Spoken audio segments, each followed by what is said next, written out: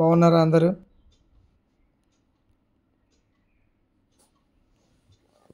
బాలేరా?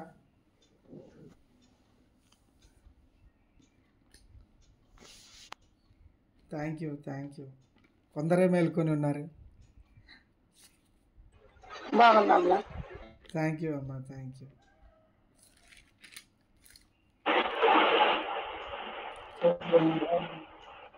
Yes brother, thank you so much. Thank you for your response. కీర్తనల గ్రంథము 31వ అధ్యాయము 19వ వచనాన్ని దయచేసి మీరందరూ కూడా మీ బైబిల్లో గమనిస్తున్నారని నేను కూడా నమ్ముతా ఉన్నాను. కీర్తనల గ్రంథము 31వ అధ్యాయము 19వ వచనము ఒకసారి మనం చదువుకుందాం.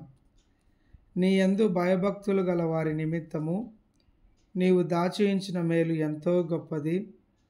నరుల ఎదుట నిన్ను ఆశ్రయించు వారి నిమిత్తము నీవు సిద్ధపరిచిన మేలు ఎంతో గొప్పది. ఇక్కడ మనము చదువుకున్న లేఖన భాగంలో ఒక మాట మనం వాక్యానికంటే ముందుగా మనం గమనించినట్లయితే తల్లిదండ్రులు ఏ విధంగా మరి వారి బిడ్డల పట్ల ఆలోచన కలిగి ఉంటారంటే, ఒక నలుగురు పిల్లలు ఉన్నారనుకోండి, తల్లిదండ్రులు నలుగురిని సమానంగా చూస్తారు. ఇంకా కొంచెం ఎక్కువ ప్రేమ ఉందనుకోండి, మరి ఇంట్లో చిన్న వాళ్ళనో లేదంటే గిన పెద్దవాళ్ళనో మరి మధ్యలో వాళ్ళు ఎలా ఉన్నప్పటికీ ఎవరో ఒకరి మీద మరింత ఎక్కువ ప్రేమ చూపిస్తూ ఉంటారు. ఏమంటారంటే, పెద్దోడు ఎలాగైనా బతికేస్తాడు, సమాజం బాగా తెలుసు వానికి అంటారు. మనందరికంటే చిన్నోడిని ఏమంటారంటే వాని మీద ఎక్కువ ప్రేమ చూపిస్తూ ఉంటారు. ఎట్లా చూపిస్తారంటే, అయ్యో వానికి ఏం తెలియదు, వాని అందరికంటే చిన్నోడు, మరి ఎట్లా వాని కోసం సపరేట్గా ఇంకొకటి అంటే మామూలుగా అందరికీ సమానమైన ఆస్తి లేదంటే సమానమైనటువంటి హోదా కల్పించినప్పుడు అందరికంటే చిన్నోళ్ళ మీద మళ్ళీ ఈ పెద్దోళ్ళందరూ కూడా ఎంతో కొంత ప్రేమను బట్టి కొంచెం అధికంగా ఇచ్చేటటువంటి సందర్భాలు ప్రతి కుటుంబంలో ఉంటాయి కదా. ప్రతి చోట ఈ విధంగా తల్లిదండ్రులు ప్రేమ చూపిస్తూ ఉంటారు. అయ్యో పాపం వాడు ఎలా బ్రతుకుతాడో, అయ్యో పాపం తను ఎలా ఉంటుందో అని అందరికంటే చిన్నోళ్ళ పైన కానీ లేదంటే ఆ యొక్క కుటుంబంలో ఎవరైతే కొంత మరి సమాజంలో బ్రతకడానికి ఇబ్బంది పడతారో వారి పట్ల తల్లిదండ్రులు మరింత కొంత అందరికంటే ఎక్కువగా ప్రేమ చూపే అవకాశము ఉంటూ ఉంటుంది.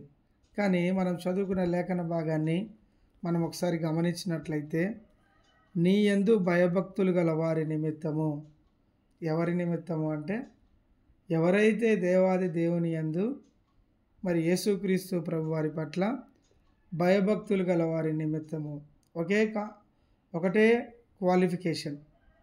ఏ క్వాలిఫికేషన్ అంటే భయభక్తులతో కూడినటువంటి క్వాలిఫికేషన్. దాదాపుగా మనకందరికీ తెలిసినట్టుగా ఎప్పుడు భక్తి అని వచ్చినప్పుడు కానీ దానికి ముందు భయము భక్తి అని రెండు కలిసి వస్తూ ఉంటాయి కదా. మనం గమనించినట్లయితే మన భక్తిలో భయం లేకపోతే అది ఎంతో మన భక్తి మన విశ్వాస జీవితము చాలా తేలికపాటిదిగా అయిపోతుంది. ఎలా ఉంటుందంటే, మనం పూజించేటటువంటి దేవునికి, మనం ఆరాధించేటటువంటి దేవుణ్ణి ఎలా ఆరాధించాలి అంటే భయభక్తులు. ఎట్లా అండి? ఖచ్చితంగా నీ దేవునికి భక్తి చేస్తున్నావు అన్నటువంటి హృదయంలో ఆ విధమైనటువంటి ఆరాధన స్వభావంతో నీవు భక్తి చేయగలిగితే ఎలా ఉంటుందంటే, ఒక అలవాటు పడిపోయినటువంటి పదజాలంతో లేదంటే చదవాలి లేదంటే వాక్యంలో ఆన్లైన్ మీటింగ్లో జాయిన్ అవ్వాలి అన్నట్టుగా ఏదో ఒక అలవాటుతో కూడినటువంటి పరిస్థితులతో కాదు, కానీ నేను నా దేవునికి ప్రార్థన చేస్తున్నాను, నేను నా దేవుణ్ణి ఆరాధిస్తూ ఉన్నాను ఆయన నిమిత్తము కదా. ఎంత చక్కగా తెలియజేస్తా ఉన్నారు చూడండి. నీ యందు భయభక్తులు గల వారి నిమిత్తము కదా. ఆ చిన్న బిడ్డ విషయంలో కానీ లేదంటే ఇంట్లో ఉన్నటువంటి వారు ఎట్లా ఉంటుందంటే, అయ్యో వాడు ఎక్కువ తల్లి మీద ఆధారపడతాడు, వానికి ఏదైనా ప్రత్యేకంగా ఇంకేదైనా ఇస్తే బాగుంటుంది కదా అనే ఆలోచన మనం ఎలా కలిగి ఉంటామో ఒక తల్లిదండ్రులుగా, దేవాది దేవుడు కూడా ఆయన తెలియజేస్తున్నటువంటి మాట ఏమంటున్నాడంటే, నీ యందు భయభక్తులు గల వారి నిమిత్తము నీవు దాచుయించిన మేలు ఎంతో గొప్పది. ఎంత గొప్పదండి, ఎంత గొప్పది కదా. నీవు దాచియించినాడంట. అలానే తల్లిదండ్రులు చేస్తూ ఉంటారు కదా, పిల్లల పేరిట ఎల్ఐసి పాలసీస్ అని ఇంకొకటి అని సర్టన్ మెచ్యూరిటీ వచ్చిన తర్వాత మంచిగా పిల్లలు బ్రతకాలి అని తల్లిదండ్రులు ఉన్నా లేకపోయినా కొంత స్కీమ్స్ అనేటివి మరి ఈ దినాల్లో కూడా అనేక మంది చేస్తూ వస్తూ ఉంటారు. కానీ దేవుని నమ్మినటువంటి బిడ్డలుగా నువ్వు నేను మనము ఉంచాల్సినటువంటి ఒకే ఒక నమ్మకం ఏంటంటే, ఒకటి, నీ యందు భయభక్తులు. నువ్వు ఆయన యందు భయభక్తులు ఎప్పుడైతే నిలపగలుగుతావో నీ కొరకు దాచి ఉంచిన మేలు ఎంతో గొప్పది. అది మనుషులో, తల్లిదండ్రులో, తోటివారు, లేదంటే రక్త సంబంధికులో ఇచ్చేదానికంటే చాలా గొప్పది.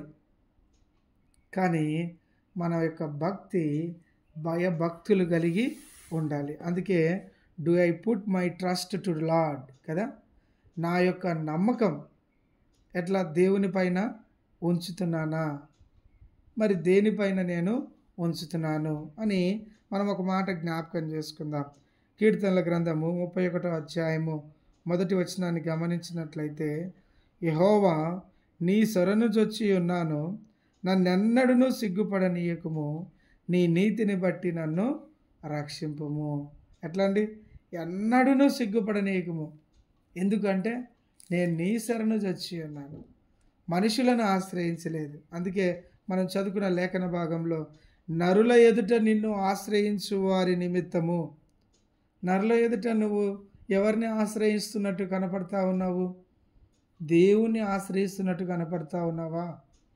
లేదంటే నీ యొక్క మన యొక్క ఆలోచన, మన యొక్క టాలెంట్స్ మీద మనము ఆధారపడి మరి దేవుని ఆశ్రయిస్తున్నాం అనుకుంటానే మనం ఒక ప్లానింగ్ చేసుకుంటూ ఉండిపోతాం కదా. ప్లానింగ్ చేయడం తప్పని చెప్పట్లేదు, కానీ ఏమవుతుందో అన్న ఆందోళనతో మనం 1, 2, 3 అనే ఆప్షన్స్ పెట్టుకుంటూ వచ్చేస్తూ ఉంటాం. కానీ నీ యొక్క భక్తి, నీ యొక్క భయభక్తులు కలిగిన జీవితము నీ చుట్టుపక్కల ఉన్న వారందరికి కూడా ఒక సాక్ష్యం ఏంటంటే, ఇతను దేవుని నమ్ముకున్నవాడు, ఇతడు దేవుణ్ణి ఆరాధించేవాడు, ఆ దేవాది దేవుణ్ణి ఆరాధించేటటువంటి వాడు అనేది కనపడాలి కదా. ఇదే కీర్తనల గ్రంథము 31వ అధ్యాయం 6వ వచనంలో ఏమనుంటుందంటే, నేను యెహోవాను నమ్ముకొని ఉన్నాను. అది నీకు నాకు తెలిస్తే కాదు, కానీ నరుల ఎదుట నిన్ను ఆశ్రయించు వారి నిమిత్తము నీవు సిద్ధపరిచిన మేలు ఎంతో గొప్పది కదా. నువ్వు నమ్ముకున్నటువంటి దేవుణ్ణి నువ్వు ఆరాధిస్తున్నట్టుగా, నువ్వు ప్రార్థిస్తున్నట్టుగా, నువ్వు స్తుతిస్తున్నటువంటి వారిగా నీ కుటుంబానికి, నీ చుట్టుపక్కల వారికి, నువ్వు ఎక్కడున్నటువంటి వారందరికి కూడా ఈయన దేవుని నమ్ముకున్న వ్యక్తి, ఈయన మనుషులపైన ఆధారపడడు అనేటటువంటి స్వభావముతో కూడినటువంటి భయభక్తులు మనము చేసేటటువంటి వారంగా ఉండాలి. ఇంకో మాట మనము ముందుకెళ్ళి చదివినట్లయితే, కీర్తనల గ్రంథము 31వ అధ్యాయము 14వ వచనంలో, యెహోవా నీ యందు నమ్మిక ఉంచి ఉన్నాను, నీవే నా దేవుడవని నేను ఆనుకొనుచున్నాను కదండి. మనం ఆనుకునే విధానంలో నిజంగా ఆనుకోవడం అంటే ఏదో గోడకు ఆనుకోవడం కాదు, కానీ ఆధారపడే విధానంలో మన యొక్క భక్తి జీవితంలో ఇవన్నీ కలిగి ఉండాలి. మనం నీ యందు భయభక్తులు గల వారి నిమిత్తము, ఇంకా ఆయన నీతిని బట్టే మనల్ని రక్షించారు కదా. మనమందరం చెప్తాం కదా, యేసుక్రీస్తు ప్రభు వారి సిలువ ద్వారానే. అందుకే పౌలు గారు అంటారు, నేను నా యొక్క వాక్చాతుర్యం చేతనో నా జ్ఞానం చేతనో కాదు, కానీ సిలువ వేయబడినటువంటి యేసుక్రీస్తు ద్వారానే కదండి. సిలువ లేకపోతే మనకు విలువ లేదు. సిలువ లేకపోతే మనకు రక్షణ లేదు. సిలువ లేకపోతే మన జీవితంలో పరిశుద్ధత లేదు. సిలువ లేకపోతే మనం ఆధారపడే దేవుని యొక్క కృప మనకు అర్థం కాదు. నిజంగా ఆయన నీతిని బట్టి నువ్వు నేను రక్షించబడ్డాం. ఒక మాట చూద్దామా? 1 కొరింథీయులకు రాసిన పత్రిక 2వ అధ్యాయము 9వ వచనాన్ని గమనించినట్లయితే ఏమనుంటుందంటే, దేవుడు తన్ను ప్రేమించు వారి కొరకు ఏవి సిద్ధపరచెనో అవి కంటికి కనపడలేదు, చెవికి వినబడలేదు, మనుష్య హృదయమునకు గోచరము కాలేదు అని వ్రాయబడి ఉన్నది. నిజంగా ఈ మాటను బట్టి మనం గమనించినప్పుడు అది దేవుని ఆత్మ చేత మన యొక్క ఆత్మలకు తెలియజేయబడుతూ ఉంది. అందును బట్టి ఒక మాట మనం చూద్దాం. మత్తయి సువార్త 25వ అధ్యాయము 34వ వచనంలో ఏమని వ్రాయబడి ఉంటుందంటే, మనకు దేవుడు చేసే మేళ్ళ గురించి, దేవుడిచ్చేటటువంటి ఆశీర్వాదాల గురించి అవి మనకు ఎప్పుడు ఏమనుకుంటామంటే మన కళ్ళకు కట్టినట్టు కనపడాలి అని. కానీ దేవుడిచ్చేటటువంటి మేలు ఎంతో గొప్పది. మత్తయి సువార్త 25వ అధ్యాయము 34వ వచనం.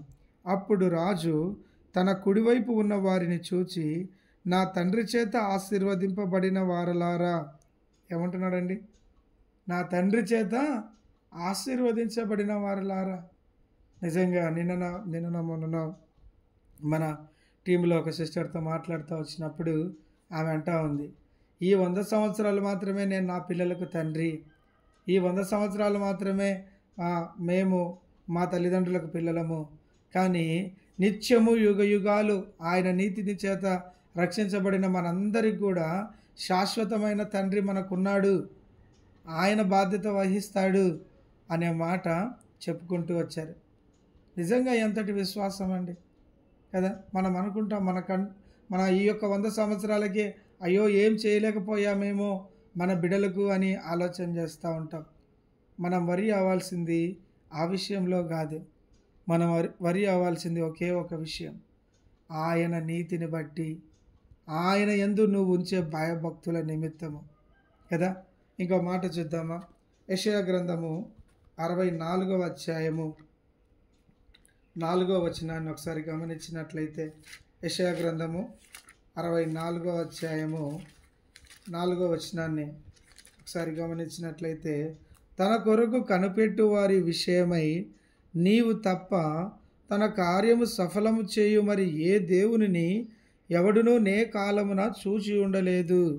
అట్టి దేవుడు కలడన్న సమాచారము మనుషులకు వినపడలేదు, అట్టి సంగతి వారికి తెలిసి ఉండలేదు.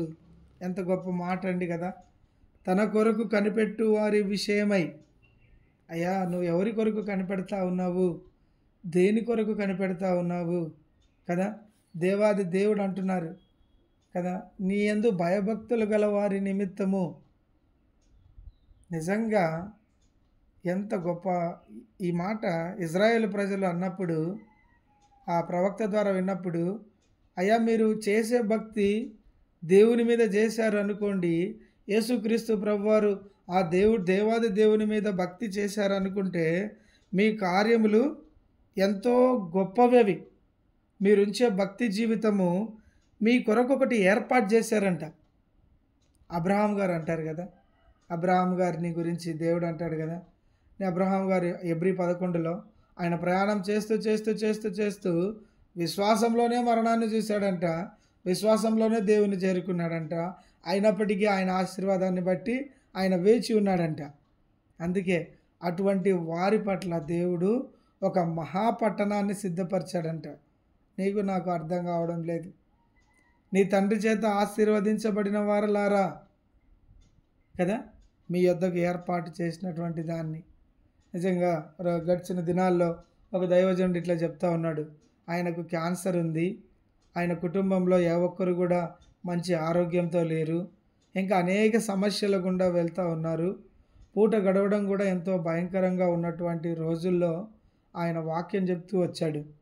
ఆయన పేరు నాకు సరిగా గుర్తు రావట్లేదు, కానీ ఆయన వాక్యం చెప్తూ నేను ఈ లోకంలో ఎలాంటి వాడిగా కనపడినప్పటికీ నాకు ఏ విధమైన బాధ లేదు, కానీ నా దేవుని యొక్క రాజ్యంలో నేను ఒక గొప్ప స్థానంలో నిలబడాలి, ఆయన కొరకు నమ్మకమైనటువంటి భయభక్తులు చేసినటువంటి వాడిగా నేను కనపడాలి అని ఆయన తెలియజేస్తూ ఉన్నాడు.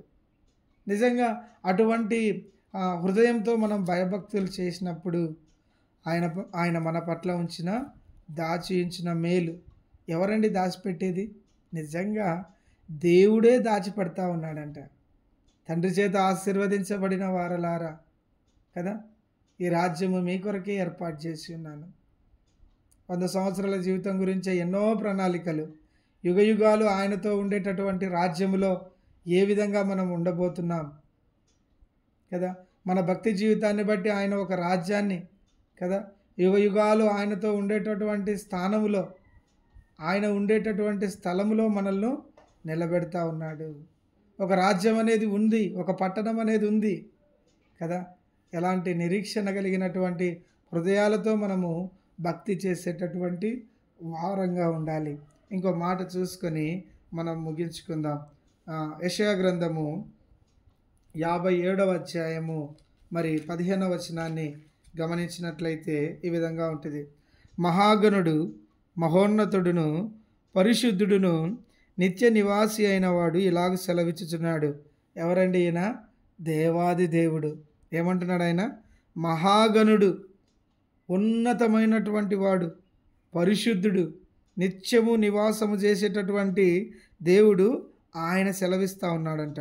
నేను మహోన్నతమైన పరిశుద్ధ స్థలములలో నివసించువాడును అయినను. ఎక్కడండి? మహా ఉన్నతమైనటువంటి పరిశుద్ధ స్థలాల్లో నివసిస్తూ ఉన్నాను నేను ఇక్కడికి ఏ ఒక్కరికి యోగ్యత లేదు రావడానికి. అయినను వినయము గల వారి ప్రాణమును ఉజ్జీవింపచేయుటకు, నలిగిన వారి ప్రాణమును ఉజ్జీవింపచేయుటకు, వినయము గల వారి యొద్దను, దీన మనస్సు గల వారి యొద్దను నివసించుచున్నాను కదా. ఎక్కడ నివసిస్తున్నాడండి ఆయన? ఎంత గొప్ప మాటలు మనకు అర్థమవుతా ఉన్నాయా? మన భయభక్తులు అన్నటువంటి మాటలో కావాల్సిన భక్తి వినయముతో కూడినటువంటి మనస్సు మనం కలిగి ఉండాలి. వినయంతో దేవుణ్ణి ఆరాధించేటటువంటి వారి యొద్ద ఆయన నివసించుచున్నాను. ఒక మాట మనం అనుకుందాం. 24 గంటలు నీ ముఖం మీద కోపం ఉందనుకోండి, మనుషులే నీ దగ్గరికి రారు, ఎట్లా దేవుడు వస్తాడు అనుకుంటాం. 24 గంటలు మనం ఏదో పోగొట్టుకున్నటువంటి వీడేదో కోల్పోయాడరా అన్నటువంటి మొహాలతో మనము కనపడినప్పుడు ఎట్లా చూస్తారు మనల్ని? వద్దులేరా బాబు అని కలవడానికి కూడా ఇష్టపడరు. ఎట్లా ఉంటుంది మన యొక్క వినయం? ఎట్లా ఉండాలి అంటే మన ఇంకో మాట ఇక్కడ చెప్పగలుగుతాను చూడండి. ఒక సహోదరు ఉండి, సహోదరు ఎట్లా అంటే ఏమీ లేదు, కనీసం పేస్ట్ కూడా లేదు వాళ్ళ ఇంట్లో. ఆ రోజు పొద్దున్న లేచి బొగ్గు తీసుకొని మొహం కడుక్కోవాలి, కడుక్కున్న తర్వాత పరిచర్యలో మాతో పాటు రావాలి. సాయంత్రం వరకు కూడా మరి తనకు తినడానికి కూడా ఏం లేని పరిస్థితి. కానీ పరిచర్యకు వచ్చాం కాబట్టి మనం పరిచర్యకు వచ్చినటువంటి వారు అన్ని విధాలుగా అన్ని వసతులు కల్పిస్తూ ఉన్నారు. ఒక గొప్ప విషయం ఏంటంటే మనం అన్నీ కలిగి ఉండి కూడా అంత ఆనందంగా ఉంటామో లేదో తెలియదు, కానీ కనీసం పేస్ట్ కూడా లేకుండా బొగ్గుతో తోముకొని వచ్చినటువంటి ఆ సహోదరి 1% కూడా తన బలహీనత కనపడే విధంగా ఏమాత్రమూ లేదు పరిచర్యలో. అన్నీ సమృద్ధిగా ఉన్న వాళ్ళకంటే కూడా ఆనందంగా కనపడతా ఉంది. ఎందుకు అంటే తనతో దేవుడు నివాసం చేస్తూ ఉన్నాడు. ఆయన అంటున్నాడు కదండి ఆ మాట, యెహోవా వినయము గల వారి యొద్దను, దీన మనస్సు గల వారి యొద్దను నివసించుచున్నాడంట. చిరాకు పడటమో, లేదంటే కోపడ్డమో, గట్టిగా అరవేయడమో, లేదంటే ఈయన ఇంకొకటి ఏదో నేను కోల్పోయినానన్నటువంటి దృష్టిలో బ్రతికేయడము, అయ్యో సమాజము నన్ను చాలా చులకనగా చూస్తుందని చూడడము, ఇది కాదు. ఎందుకంటే మహోన్నతుడైనటువంటి దేవుడు వచ్చి నీ దగ్గర నివాసం చేస్తూ ఉన్నాడు కదా. మన ఫెయిత్లో నిజంగా ఆ ఒబీడియన్స్ అనేది ఎప్పుడైతే ఉంటుందో ఖచ్చితంగా దేవుడు వచ్చి నివసించేటటువంటి వాడిగా ఉంటున్నాడు. కాబట్టి ఆయన యందు భయభక్తులు నిలిపే విధానంలో, ఆయన యందు భయభక్తులు గల వారి నిమిత్తము ఆయన దాచి ఉంచిన మేలు ఎంతో గొప్పది. ఎంత గొప్పదో మన మాటల్లో కూడా చెప్పలేం, అంత గొప్పది. కాబట్టి ఆయన నీతిని బట్టి మనకు రక్షణ కలిగింది. ఆయన మనల్ని ఎన్నడూ సిగ్గుపడనీయడు. ఎప్పుడంటే వినయము కలిగి మనం జీవించినప్పుడు. దీన మనస్సు, ఇంకో మాట కూడా ఉంటుంది కదా, ఎవడు దీనుడై నలిగిన హృదయము గలవాడై నీ మాట విని వణుకుచుండునో నేను వాన్నే దృష్టించిన. యెషయా గ్రంథం 66:2-3 రెండో భాగంలో ఉంటుంది కదండి. ఎలాంటి మనస్సు కలిగి ఉండాలి? ఎవడు దీనుడై కదా, చాలా జాగ్రత్తగా ఉండాలి మన విశ్వాస జీవితంలో. అన్నీ ఉన్నాయిలే, లేదంటే అది లేదు ఇది లేదు, ఇది కాదు మనం పరిగెత్తాల్సి. మనతో దేవుడు నివాసం చేస్తున్నాడు అంటే నీ యొక్క హృదయంలో దేవుని యందు భయభక్తులు చేస్తూ ఉన్నావు. నేను యెహోవా యందు నమ్మిక ఉంచి ఉన్నాను, ఆయనను ఆనుకోవాలి. మనం పరిస్థితులను బట్టి మనం కాదు జారిపోవాల్సింది, మన విశ్వాసం కాదు పగిలిపోయే విధంగా ఉండకూడదు. ధైర్యము కలిగినట్టు జీవించేటటువంటి వారంగా ఉండాలి కదా. దీన మనస్సు కలిగి ఉండాలి, వినయము గల వారిగా ఉండాలి. ఇలాగూ మనము ఎప్పుడైతే జీవించినామో, కొందరు అంటారు కదా, అబ్బా వాళ్ళని చూస్తే చాలా సంతోషం వేస్తుందండి. నిజంగా ఆ సహోదరుని బట్టి నేను ఎన్నిసార్లు అడిగింటానో, అమ్మ ఇంత ఆనందంగా ఎట్లా ఉంటారు, ఇంత ఆనందంగా ఇక్కడ మన హెబ్రోన్లోనే కలుస్తారు సహోదరి. హెడ్ క్వార్టర్స్లో ఉంటారు, క్యాంపస్ బయట ఉంటారు. ఎంత ఆనందంగా అంటే అసలు వాళ్ళు ఏమీ ఉండదు అసలు ఇంట్లో. నేను వెళ్తేనే నాకు కూడా భోజనం పెడతారు వాళ్ళకున్న దాంట్లోనే. అసలు ఎలా ప్రభువా ఇలాంటి హృదయాలు వీళ్ళకి ఇచ్చారు అని అనిపిస్తుంది నాకు. ఎందుకు అంటే వారి దగ్గర దేవుడు నివాసం చేస్తూ ఉన్నాడు. ఎప్పుడో ఒకసారి ఏదో ఒకటి పలకరించడానికి వెళ్తేనే ఏదో ఒకటి తినంది తాగంది పంపించరు వాళ్ళే. నిజంగా ఎలాంటి భక్తి జీవితం కదా. ఎంతసేపు మన గురించి ఆలోచిస్తాం కానీ దేవుని ప్రేమను పంచే విషయంలో ఆయన యందు భయభక్తులు గల వారి నిమిత్తము కదా. ఆ విధంగా దేవుని పైన మనం ఆనుకున్నప్పుడు, ఆయనను బట్టి మనము ధైర్యం వహించి జీవించినప్పుడు, ఆయనను బట్టి మనము వినయముతో దీన మనస్సుతో మనము జీవించినప్పుడు ఆయన మనతో నివసించుచున్నాడు. ఎవరు? మహాగణుడు, మహోన్నతుడు, పరిశుద్ధుడైనటువంటి దేవుడు.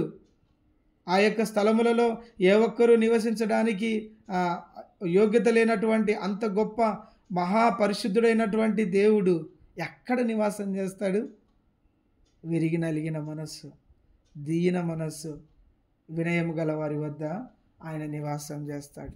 అట్టి కృప దేవుడు మనకందరికీ దయచేయనుగాక. దయచేసి ప్రార్థన చేద్దాం.